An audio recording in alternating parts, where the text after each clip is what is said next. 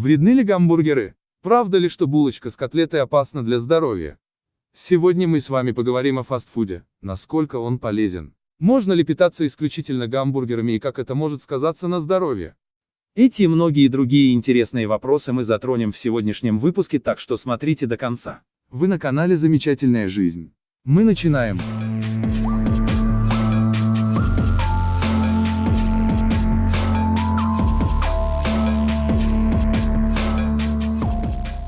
Самый, вероятно, главный и первый вопрос. Из чего делают гамбургеры? В нашем большом мире рецептов гамбургеров очень много, более 60, но скорее всего их гораздо больше 80 или даже 100. В конце концов, никто не мешает добавить к классическим ингредиентам что-то свое и просто это дело запатентовать как эксклюзивный продукт. Но так как мы даже не планируем готовить сами, а просто пытаемся разобраться с составом короля фастфуда, предлагаю остановиться на базовом гамбургере из Макдональдса. Блюдо это достаточно простое, в его состав входит булочка, котлета из говядины, ломтики соленого огурца, кетчуп, горчица и репчатый лук. Предупредим сразу, что рецепт взят с официального сайта Макдональдса и мы ничегошеньки сами придумывать не будем. В последних 4 ингредиентах нет ничего интересного. Это самые обычные и знакомые всем нам соленые огурцы. Примерно такие же, что почти во всех российских магазинах стоят в банках на нижних полках, и лук, с которым ничего особенного никто не делает. Просто нарезают. Заправка бургера тоже достаточно неинтересна. Это самая обыкновенная горчица, то есть смесь воды, соли, уксуса, измельченных семян горчицы и специй, таких как паприка и куркума, а также томатный кетчуп, который на 60% состоит из глюкозо-фруктозного сиропа, уксуса, томатного пюре, соли и специй. Но гораздо более интереснее разобраться с составом знаменитых на весь мир булочек и котлет. Итак, булочка. Насколько это вредно? Согласно официальному сайту Макдональдса, для гамбургеров используют булочки 3 видов с очень похожим составом. Они отличаются друг от друга всего лишь одним-двумя не столь важными компонентами. В состав более-менее типичной булочки для гамбургера входит пшеничная мука, соль, дрожжи, вода, рапсовое масло, антиоксидант и, конечно же, эмульгатор. Из пшеничной муки, воды, дрожжей и соли получаются сами булочки, а оставшиеся компоненты нужны, чтобы их было проще выпекать и хранить. Разберем теперь каждый компонент в отдельности. Булочка. Одна стандартная булочка для гамбургера весит примерно 50 грамм. Из них 6 грамм приходится на белок, примерно 2 грамма, на жиры, 24 грамма, на углеводы и 2,1 грамма, на клетчатку. Растительного белка взрослому человеку нужно от 29 до 59 грамм, жиров 60-150 грамм, углеводов 257-584 грамма. А вот клетчатки, 20 грамм в сутки. То есть питательная ценность булочки для нормального взрослого человека, мягко говоря, невелика и даже больше, просто ни о чем.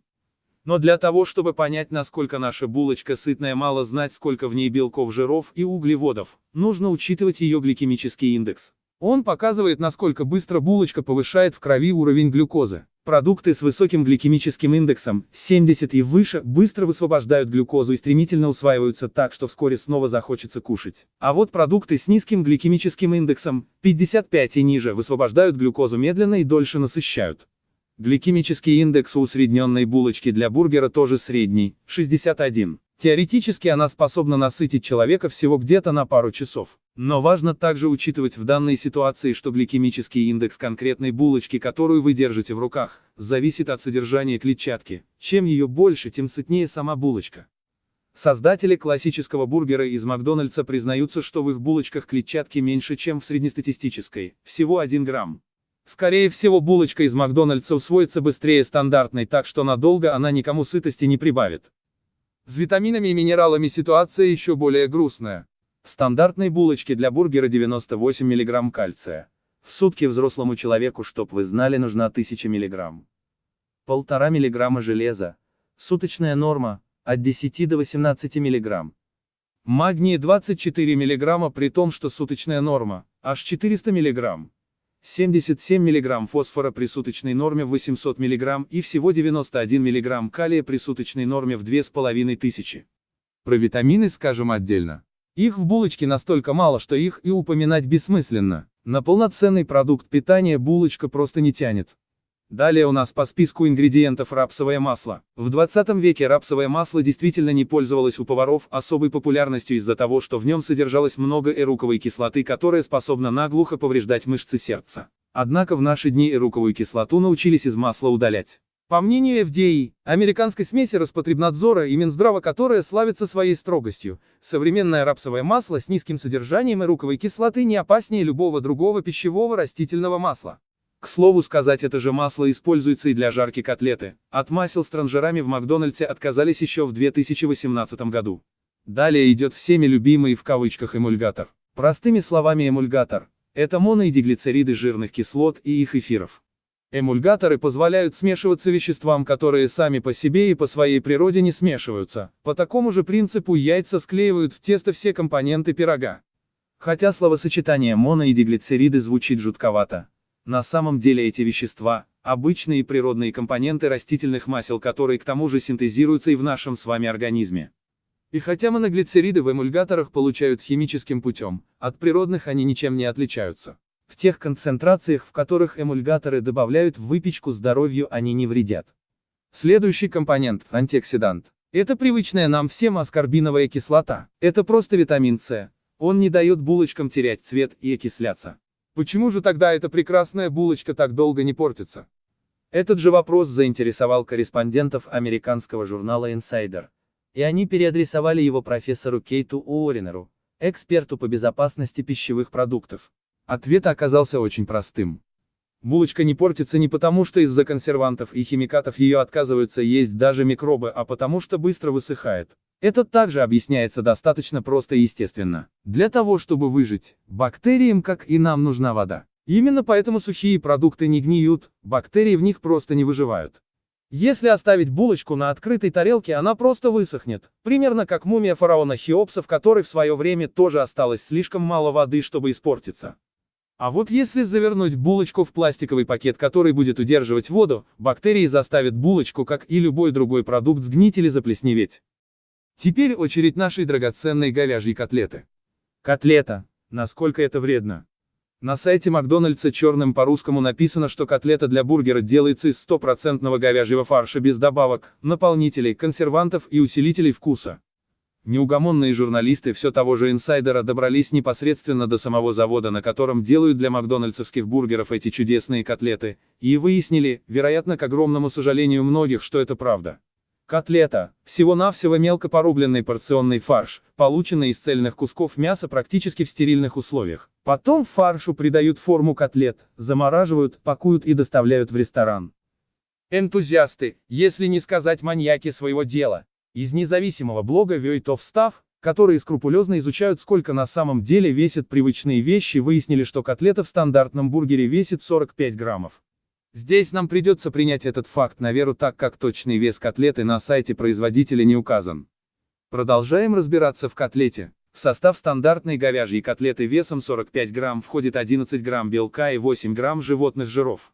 С углеводами другая история. Их там нет. Это уже хорошо. Все-таки дневная потребность в животном белке у взрослого человека, как мы уже говорили, от 20 до 59 грамм. То есть с котлетой мы получаем почти половину нормы, а поскольку животный жир в больших количествах вреден для сердца, то всего 8 грамм на одну порцию, это вполне допустимо. При этом котлета все-таки достаточно маленькая. И минералов в ней тоже соответственно маловато. 12 мг кальция, 1 мг железа, 9 мг магния, 86 мг фосфора и 132 мг калия. Даже если сложить с тем, что содержится в булочке, даже до трети дневной нормы все равно не дотягивает. Зато в котлете содержится 1,2 микрограмма витамина В12, которого, к примеру, в растениях просто нет, а это даже больше трети дневной нормы. К слову сказать, что бояться студентов и гостей страны, которые готовят бургеры немытыми руками, не стоит. Во-первых, готовят они в перчатках, а во-вторых, бактерии быстро размножаются в опасной температурной зоне, то есть при температуре от 4,4 до 60 градусов Цельсия. Котлеты для бургеров в Макдональдсе сначала лежат замороженными и только потом их готовят до состояния well done, то есть при температуре не менее 69 градусов Цельсия, и таким образом опасные микробы просто не выживут. Поговорим теперь про гамбургер в целом. Плюсы. Это, конечно же, котлета. Котлета для бургера. Это продукт полезный и полноценный для здоровья. Она не слишком жирная и достаточно питательная, хотя и маленькая. Минусы. А это булочка. Булочка из бургера – далеко не самый полноценный продукт, но в то же время в ней нет ничего особо опасного для здоровья. Самое неприятное, что она может сделать с нашим организмом, заставит проголодаться быстрее, чем если бы мы поели богатой клетчаткой цельнозерновой каши или цельнозернового хлеба. Подводя итог. Еда как еда. Бургер вполне можно есть для того, чтобы восстановить силы после тренировки, однако рассчитывать, что он надолго кого-то сможет насытить, скажем честно, не стоит. А еще не стоит есть бургеры каждый день на завтрак. Обед и ужин. Витаминов и минералов в них все-таки достаточно мало, а гликемический индекс при этом высокий, из-за чего создается риск недополучить необходимое количество макроэлементов и вследствие этого набрать вес. Поправить эту печальную ситуацию можно, если, например, вдогонку заказать вместе с бургером большой салат. В нем много клетчатки и есть витамины, которых недостает булочке. Хотя это и звучит кощунственно, но бургер с салатом, без сладкой газировки, картошки фри, мороженого и других продуктов с высоким гликемическим индексом И с несколькими куриными наггетсами вполне заслуживает звания нормального обеда.